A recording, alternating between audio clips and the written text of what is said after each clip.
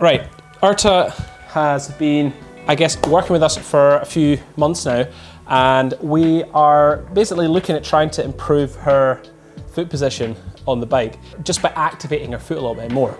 When you buy a carbon cycling shoe and you think of it as just like a flat surface, your foot has a natural arch. And even if you have a flat foot, if you think your foot's quite flat, low to the ground, there's still this void of space underneath the arch of your foot before the floor of the shoe starts. And if you want to get the best overall sensation of control on your pedal, and you want to have the most amount of comfort by being able to relax your foot into a shoe, then an insole can actually add quite a lot of performance into your bike. For me, it's all about like activating your foot, getting you feeling that you can push into the whole floor all at once from all of your leg. And the way that the insole helps you achieve that is really just by like filling up that dead space and helping you feel like you're pushing into something. The fancy part about these insoles is we can really nicely align ankle bones. So if you think about this part of your ankle, say we just put it into the insole machine here, ideally, if you're generating force and pushing down the way, I can maybe get a laser to help. Sorry if I almost blinded you. Okay, this is just like more of a visual guide than anything else. If you think about when you're pushing down on the pedal, you've got force coming from your leg. You ideally want the force to go right through the middle of the knee, down the shin, through the middle of the ankle, and kind of like into that kind of first second met junction, so it's just one big straight push as opposed to knees diving in and out the way. So really, if we can help just align the floor with the rest of what's going on the push phase, then everything's just going to work a little bit nicer. And a lot of the time, well, a lot of what custom insoles are doing is just giving you something to feel that you can push against and helping you keep your foot and ankle aligned so that you can just have a nice push. So that's kind of what we're doing by going through this custom insole process. So part of the process of getting a good cast is we want as much material as possible in the arches, so that when the foot pushes down into the tray almost, there's a lot of like glass beads, if you like, underneath. So I want to do that. So I'm just going to vibrate this. Right, so effectively we're just kind of making a flexible mold here. And I'm going to get you to put your feet inside the casting tray for me, please. How close am I supposed to be? Well, ideally, what I want is your knee to come forward. So let me just move this towards you. Right. Do you want me to put weight on it? Not yet. Thank you though. Right, now I'm going to get you to just suck your tummy button in and lean forward. Perfect, stay there.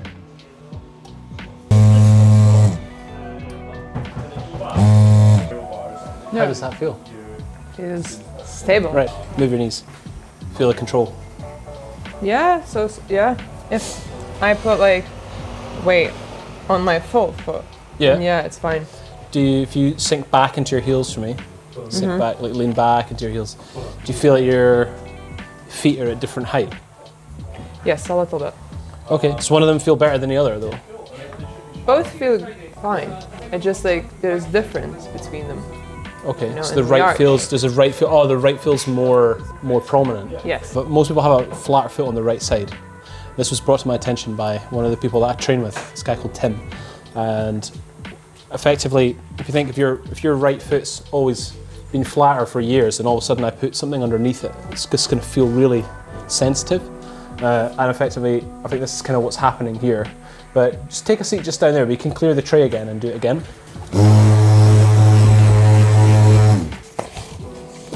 Feet here, if that's all right. Other side, yeah. Okay, cool. Right, feet in there. Perfect, that's fine there. So what I'm doing when I'm pressing a button, I'm just applying force down into the mold. So I'm trying to capture Urta's foot, but I'm holding her ankle in a neutral position, just ever so slightly. So I'm kind of finding the two shin bones underneath, and I'm just providing like a gentle bit of support to the joint underneath there, so I can create like what feels like a neutral position. Like a lot of people's feet don't actually sit neutral because they walk around all day with their foot in a funny shape. So if I can just support that foot there and then just push down into the mold with the arch gently, and then I'm holding the metatarsal heads, so the first and fifth, gently pressing down, vibrate the mold. I'm just trying to capture a nice imprint of the arches of the foot. So the inside arch, outside arch, and arch across the front, just by kind of casting that. Rangers. I'm joking. You'll have to edit that out. We can't keep that. First of all, how do they feel underneath your feet this time compared to last? Any different? I mean, it might feel the same. I'm just curious. There is different. I have like the full surface underneath my. Yeah. Both feet. Stand up. Move around. Yeah, I like it more. Feels like there's just more control in your. Yeah, much more control. At the moment now, there's just more contact, so there's no dead space. Then what you can do here is just use that contact to just be able to essentially feel and generate force into the floor, but you should just feel like you're more planted. I feel very planted actually. It feels great. No, I need some more time. Roll up, get your pizzas. Foot on top of that should just feel warm, it will not burn you. Yes? It's very nice and warm. Put your weight forward on that, that's it, perfect. It goes without saying that if you go on holiday to a warm country, put your insoles inside a hot car and then take them out of your shoes and mold them, they will go out of shape and that'll be it. You'll be out with an insole. So maybe I'll get rid of the rice on the floor next to the insole machine. Well, it's way cleaner now. Everyone will know that we run a better establishment. You put your foot there if you want. You don't have to do like a semi-lunge stretch. I have to. And here's the old floppy insole that comes stock. And these nice Masterfit ones are going to be much harder and just provide that contact in the shoe for an awful long time. So you could probably take your foot off that now if you want.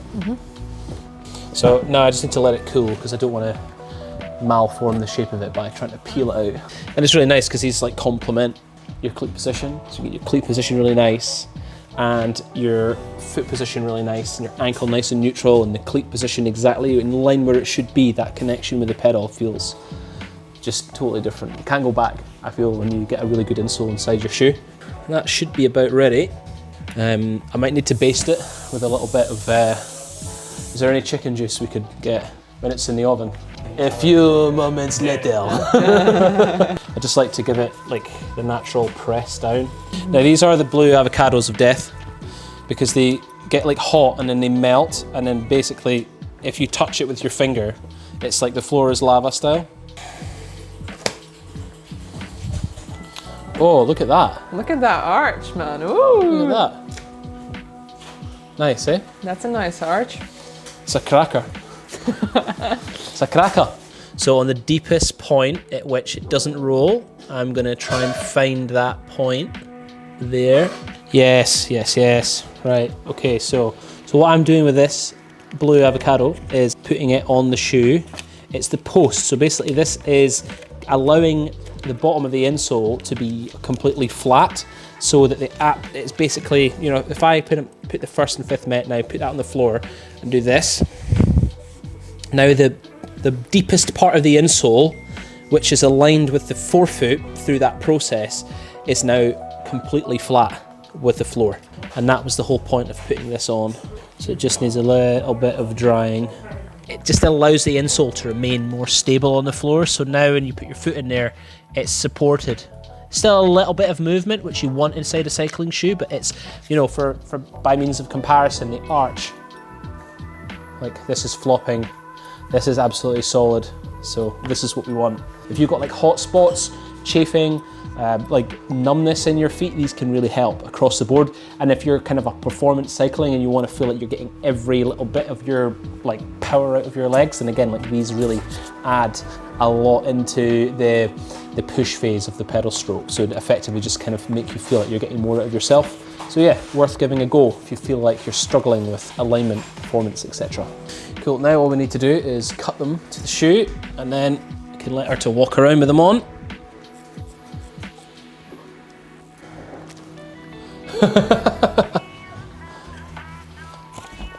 Ooh, that's actually so nice. No, it's actually really comfortable. it supports my arch now. Yeah. As the nice. So comfortable you can jump in them. Yeah. Imagine they were still like too soft to be jumped on, and like she like Fuck. ruined them just by like putting them on for 2 seconds. No, it's really nice. I really like it. Good. Thank you very much. No problem. Like what's going on?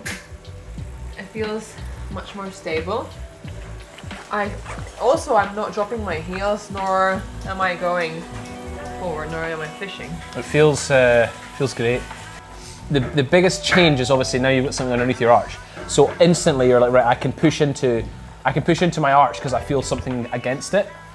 And effectively what I try and get people to do in the Bike Fit studio all the time is to push into the floor. Rather than pushing into the pedal or where you feel the pedal is, if I can get people to push into their foot, and then of course because the shoe's attached to their foot, the shoe's attached to the pedal, so because you're pushing into the shoe, the pedal then goes round, then that transformation and that change compared to trying to chase where they feel the rotation of the pedal is before makes one of the biggest differences to then activation. So now I'm going to be telling you, right, from the top of your leg, push into where you feel the arch is supported underneath your foot. Feels like there's much more activation in your leg, and it becomes more passive, and that's the thing really. As soon as you feel that, it's that you can't go back to no insoles. I love it. Good. It feels like I have much more control. Sorry for interruption. No. I do feel like I have much more control of that. A lot of that lack of control feeling is, if you think if this is the shoe and this is your foot, and then if there's all this excess space underneath your foot kind of before an insole's put in, you push your leg into your foot moves into that dead space, and then the shoe moves, whereas now it's a much more instantaneous connection. So when you push, it's just the pedal instantly moves. And that's the biggest change. It's like it feels much more intuitive straight away on the pedals, and then it kind of comes across in a feeling of control, extra power, better sensations, more feedback from your foot, basically. I also feel like there's no unnecessary movement or sliding in a way. Yeah, like it kind of cuts it down. Yeah, exactly. Okay.